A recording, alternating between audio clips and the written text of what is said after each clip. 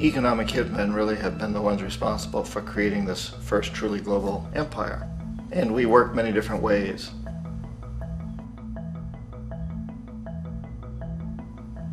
But perhaps the most common is that we will identify a country that has resources our corporations covet, like oil, and then arrange a huge loan to that country from the World Bank or one of its sister organizations. But the money never actually goes to the country. Instead, it goes to our big corporations to build infrastructure projects in that country, power plants, industrial parks, ports, things that benefit a few rich people in that country, in addition to our corporations, but really don't help the majority of the people at all. However, those people, the whole country is left holding a huge debt. It's such a big debt they can't repay it, and that's part of the plan, that they can't repay it. And so at some point, we economic hitmen go back to them and say, listen, you owe us a lot of money, can't pay your debt, so sell your oil real cheap to our oil companies. Allow us to build a military base in your country, or send troops in support of ours to someplace in the world like Iraq, or vote with us on the next UN vote. To have their electric utility company privatized and their water and sewage system privatized and sold to U.S. corporations or other multinational corporations. So there was that whole mushrooming thing, and it's so typical of the way the IMF and the World Bank work, that you put a country in debt, it's such a big debt it can't pay it, and then you offer to refinance that debt and pay even more interest. And you demand this quid pro quo, which you call a conditionality or good governance, which means basically that they've got to sell off their resources, including many of their social services, their utility companies, their school systems sometimes, their penal systems, their insurance systems, to foreign corporations. So it's a double, triple, quadruple whammy. The precedent for economic hitmen really began back in the early 50s when democratically elected Mossadegh, who was elected in Iran, he was considered to be the hope for democracy in the Middle East and around the world. He was Time Magazine's Man of the Year. But one of the things that he'd run on and began to implement was the idea that foreign oil companies needed to pay the Iranian people a lot more for the oil that they were taking out of Iran. The Iranian people should benefit from their own oil. Strange policy. We didn't like that, of course. But we were afraid to do what we normally were doing, which was to send in the military. Instead, we sent in one C.I.A. agent, Kermit Roosevelt, Teddy Roosevelt's relative. And Kermit went in with a few $1 million and was very, very effective and efficient. And in a short amount of time, he managed to get Mossadegh overthrown and brought in the Shah of Iran to replace him, who always was favorable to oil. And it was extremely effective. Bombs overflow Tehran. Army officers shout that Mossadegh has surrendered and his regime as virtual dictator of Iran is ended. Pictures of the Shah are paraded through the streets as sentiment reverses. The Shah is welcomed home. So back here in the United States, in Washington, people looked around and said, wow, that was easy and cheap. So this established a whole new way of manipulating countries, of creating empire. The only problem with Roosevelt was that he was a card-carrying CIA agent, and had he been caught, the ramifications could have been pretty serious. So very quickly at that point, the decision was made to use private consultants to channel the money through the World Bank or the IMF or one of the other such agencies, to bring in people like me who worked for private companies, so that if we got caught, there would be no governmental ramifications.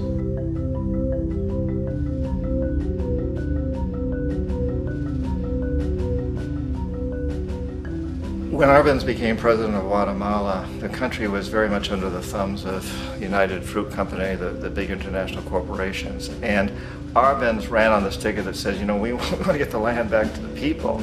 And once he took power, he was implementing policies that would do exactly that, give land rights back to the people. United Fruit didn't like that very much.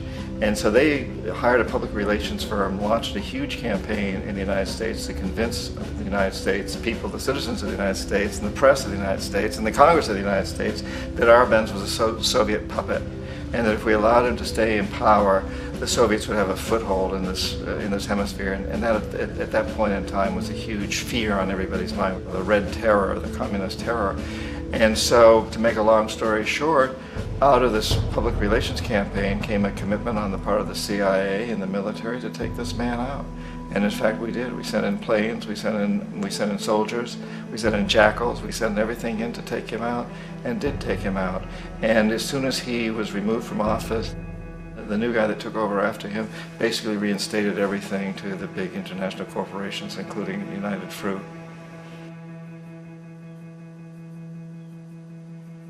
Ecuador for many, many years had been ruled by pro-US dictators, often relatively brutal. Then it was decided that they were going to have a truly democratic election. Jaime Roldos ran for office. And his main goal, he said, as president would be to make sure that Ecuador's resources were used to help the people. And he won, overwhelming, by more votes than anybody had ever won anything in Ecuador. And he began to implement these policies to make sure that the profits from oil went to help the people. Well, we didn't like that in the United States. I was sent down as one of several economic hitmen to change Roldos, to corrupt him, to bring him around, to let him know, okay, you can get very rich, you and your family, if you play our game, but if you continue to try to keep these policies you've promised, you're going to go. He wouldn't listen. He was assassinated. As soon as the plane crashed, the whole area was cordoned off. The only people allowed in were U.S. military from a nearby base and some of the Ecuadorian military. When an investigation was launched, two of the key witnesses died in car accidents before they had a chance to testify. A lot of very, very strange things that went on around the assassination of Jaime Roldos. I, like most people who've really looked at this case, have absolutely no doubt that it was an assassination. And of course, in my position as an economic hitman, I was always expecting something to happen to Jaime, whether it be a coup or assassination, I wasn't sure, but that he would be taken down because he was not being corrupted. He would not allow himself to be corrupted the way we wanted to corrupt him. Omar Torrijos, president of Panama, was, one of my favorite people. I really, really liked him. He was very charismatic. He was a guy who really wanted to help his country. And when I tried to bribe him or corrupt him, he said, look, John, he called me Juanito. He said, look, Juanito, I don't need the money. What I really need is for my country to be treated fairly. I need for the United States to repay the debts that you owe my people for all the destruction you've done here. I need to be in a position where I can help other Latin American countries win their independence and be free of this terrible presence from the north that you people are exploiting us so badly. I need to have the Panama Canal back in the hands of the Panamanian people. That's what I want. And so, leave me alone. Don't try to bribe me. It was 1981, and in May, Jaime Roldos was assassinated. And Omar was very aware of this. Torrijos got his family together and he said, I'm probably next, but it's okay because I've done what I came here to do. I've renegotiated the canal. The canal will now be in our hands. He just finished negotiating the treaty with Jimmy Carter. In June of that same year, just a couple of months later, he also went down in an airplane crash, which there's no question was executed by CIA-sponsored jackals. Tremendous amount of evidence that one of Torrijos' security guards handed him at the last moment as he was getting on the plane a tape recorder, a small tape recorder that contained a bomb.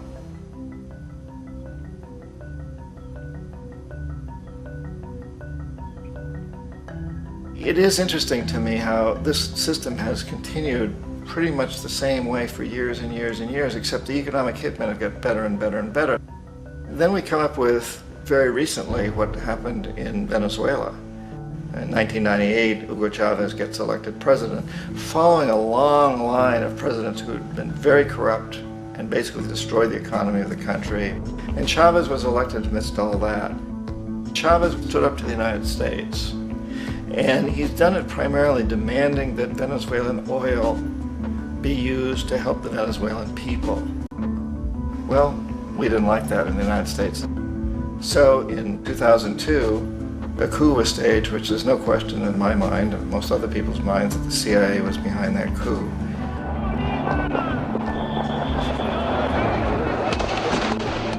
The way that that coup was fomented was very reflective of what Kermit Roosevelt had done in Iran, of paying people to go out into the streets to riot, to protest, to say this Chavez is very unpopular.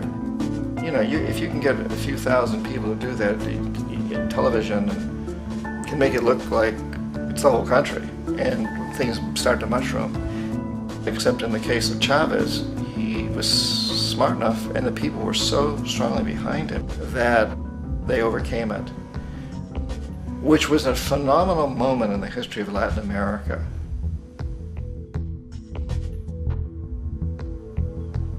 Iraq actually is a perfect example of the way the whole system works. So we economic hitmen are the first line of defense. We go in and we try to corrupt governments and get them to accept these huge loans, which we then use as leverage to basically own them. If we fail, as I failed in Panama with Omar Torrijos and in Ecuador with Jaime Roldos, men who refuse to be corrupted, then the second line of defense is we send in the jackals. And the jackals either overthrow governments or they assassinate.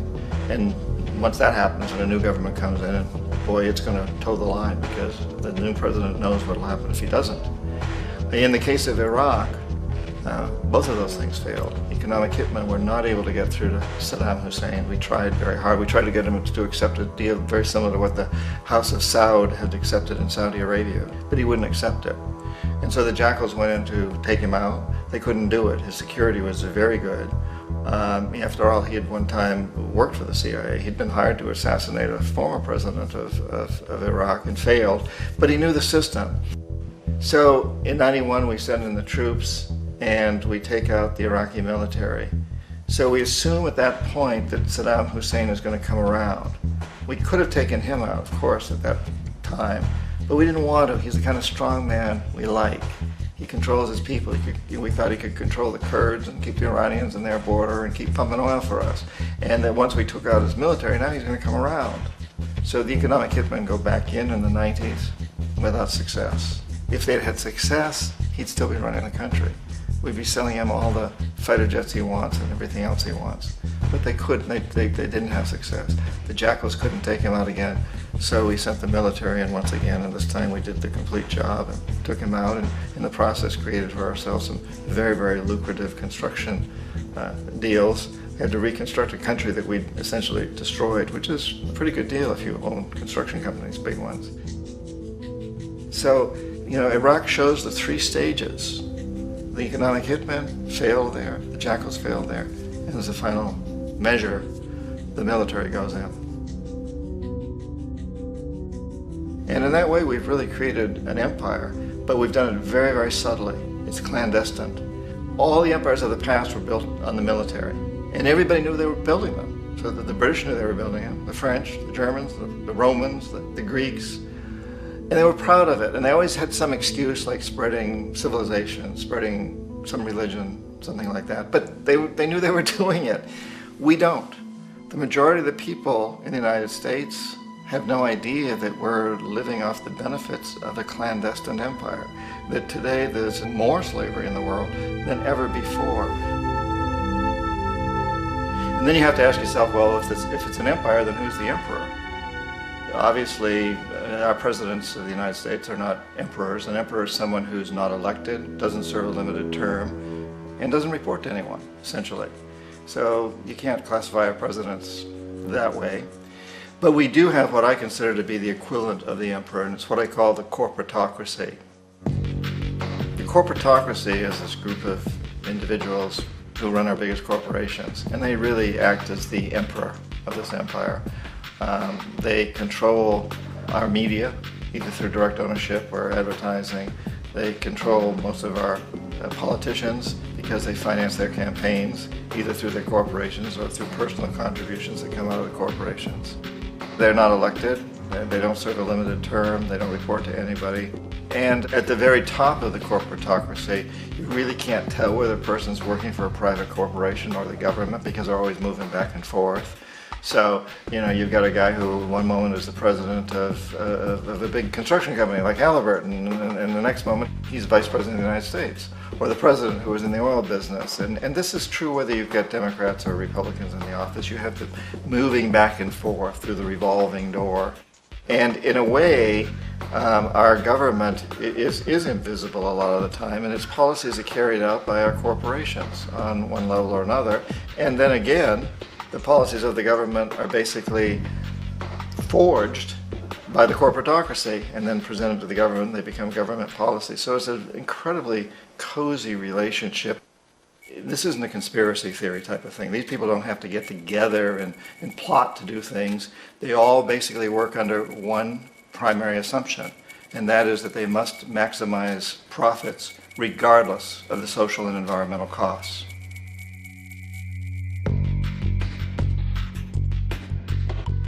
This process of manipulation by the corporatocracy through the use of debt, bribery, and political overthrow is called globalization. Just as the Federal Reserve keeps the American public in a position of indentured servitude through perpetual debt, inflation, and interest, the World Bank and IMF serve this role on a global scale. The basic scam is simple. Put a country in debt either by its own indiscretion or through corrupting the leader of that country, then impose conditionalities or structural adjustment policies, often consisting of the following. Currency devaluation. When the value of a currency drops, so does everything valued in it. This makes indigenous resources available to predator countries at a fraction of their worth. Large funding cuts for social programs. These usually include education and healthcare, compromising the well-being and integrity of the society, leaving the public vulnerable to exploitation. Privatization of state-owned enterprises.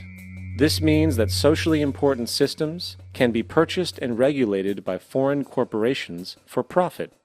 For example, in 1999, the World Bank insisted that the Bolivian government sell the public water system of its third largest city to a subsidy of the U.S. corporation Bechtel. As soon as this occurred, water bills for the already impoverished local residents skyrocketed. It wasn't until after a full-blown revolt by the people that the Bechtel contract was nullified. Then there is trade liberalization, or the opening up of the economy through removing any restrictions on foreign trade. This allows for a number of abusive economic manifestations, such as transnational corporations bringing in their own mass-produced products, undercutting the indigenous production and ruining local economies. An example is Jamaica, which, after accepting loans and conditionalities from the World Bank, lost its largest cash crop markets due to competition with Western imports. Today, countless farmers are out of work, for they are unable to compete with the large corporations. Another variation is the creation of numerous, seemingly unnoticed, unregulated, inhumane sweatshop factories, which take advantage of the imposed economic hardship. Additionally, due to production deregulation, environmental destruction is perpetual, as a country's resources are often exploited by the indifferent corporations while outputting large amounts of deliberate pollution. The largest environmental lawsuit in the history of the world today is being brought on behalf of 30,000 Ecuadorian Amazonian people against Texaco, which is now owned by Chevron. So today it's against Chevron, but for activities conducted by Texaco. Estimated to be more than 18 times what the Exxon Valdez dumped into the coast of Alaska. In the case of Ecuador, it wasn't an accident. The oil companies did it intentionally. They knew they were doing it to save money out there rather than arranging for proper disposal.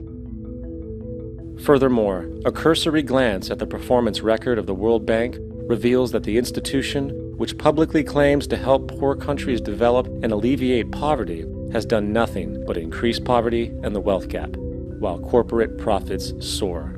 In 1960, the income gap between the fifth of the world's people in the richest countries versus the fifth in the poorest countries was 30 to 1. By 1998, it was 74 to 1. While global GNP rose 40% between 1970 and 1985, those in poverty actually increased by 17%.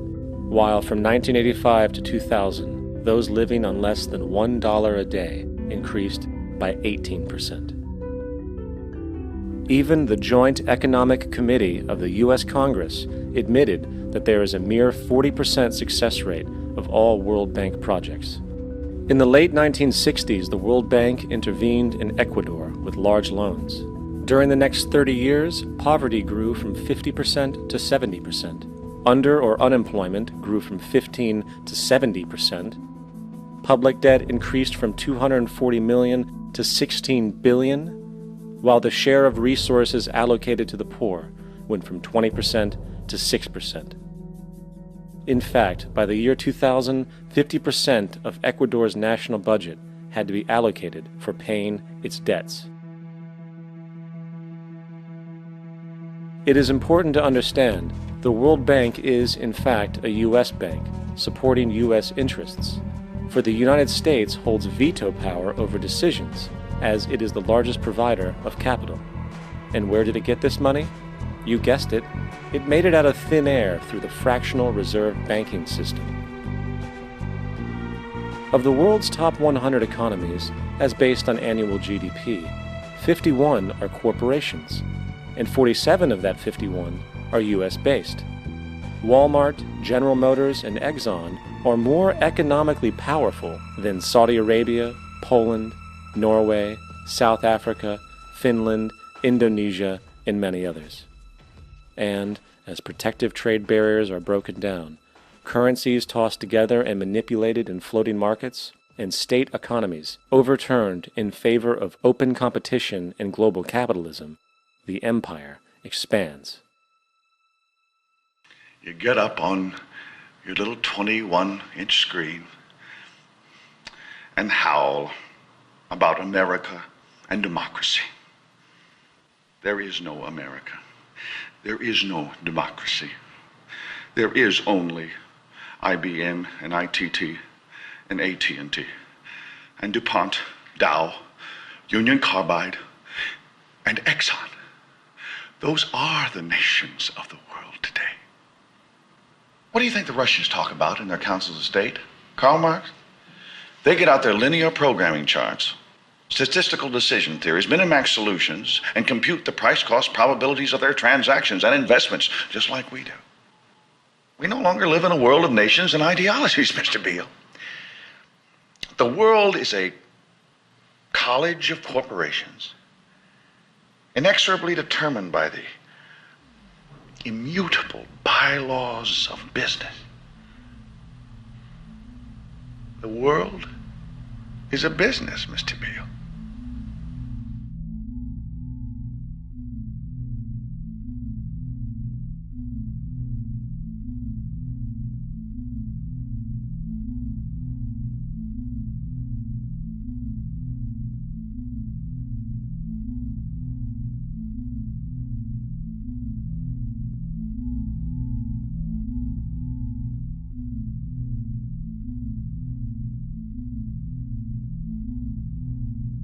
The world is being taken over by a handful of business powers who dominate the natural resources we need to live while controlling the money we need to obtain these resources. The end result will be world monopoly, based not on human life, but financial and corporate power. And as the inequality grows, naturally more and more people are becoming desperate. So the establishment was forced to come up with a new way to deal with anyone who challenges the system. So they gave birth to the terrorist. The term terrorist is an empty distinction, designed for any person or group who chooses to challenge the establishment. This isn't to be confused with the fictional Al-Qaeda, which was actually the name of a computer database for the US-supported Mujahideen in the 1980s.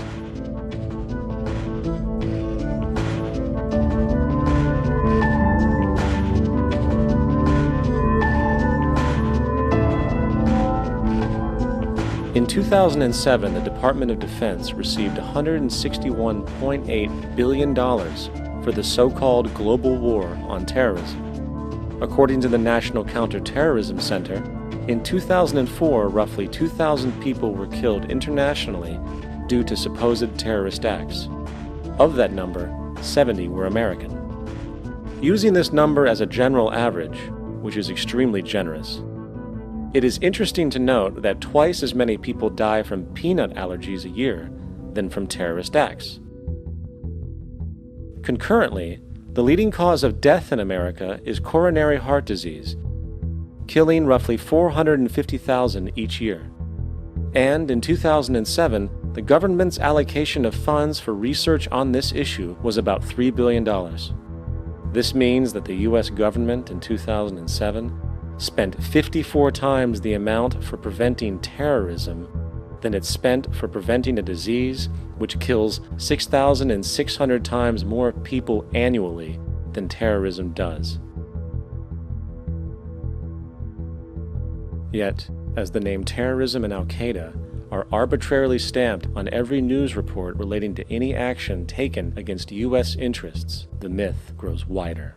In mid-2008, the U.S. Attorney General actually proposed that the U.S. Congress officially declare war against the fantasy.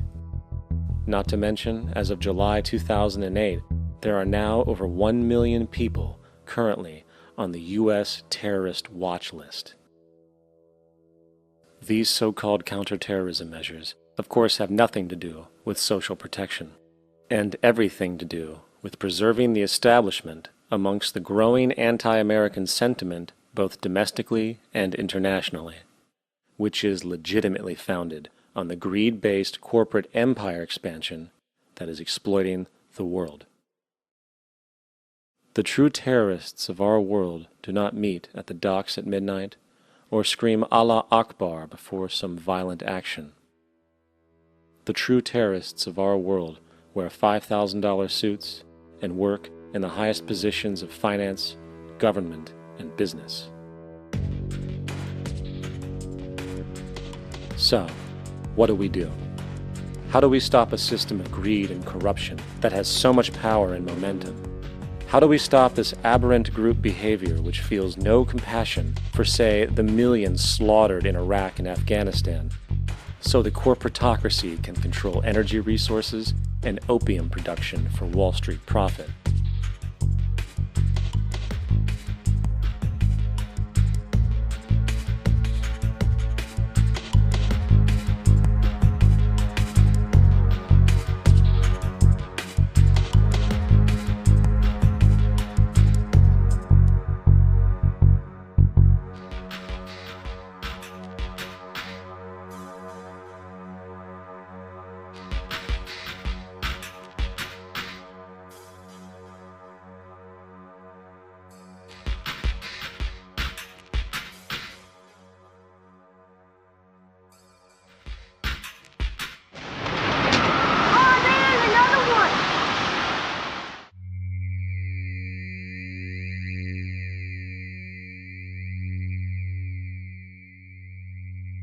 How do we stop a system of greed and corruption that condemns poor populations to sweatshop slavery for the benefit of Madison Avenue? Or that engineers false flag terror attacks for the sake of manipulation? Or that generates built-in modes of social operation which are inherently exploitative? Or that systematically reduces civil liberties and violates human rights in order to protect itself from its own shortcomings? How do we deal with the numerous covert institutions, such as the Council on Foreign Relations, the Trilateral Commission, and the Bilderberg Group, and other undemocratically elected groups which, behind closed doors, collude to control the political, financial, social, and environmental elements of our lives? In order to find the answer, we must first find the true underlying cause. For the fact is, the selfish, corrupt, power, and profit-based groups are not the true source of the problem. They are symptoms.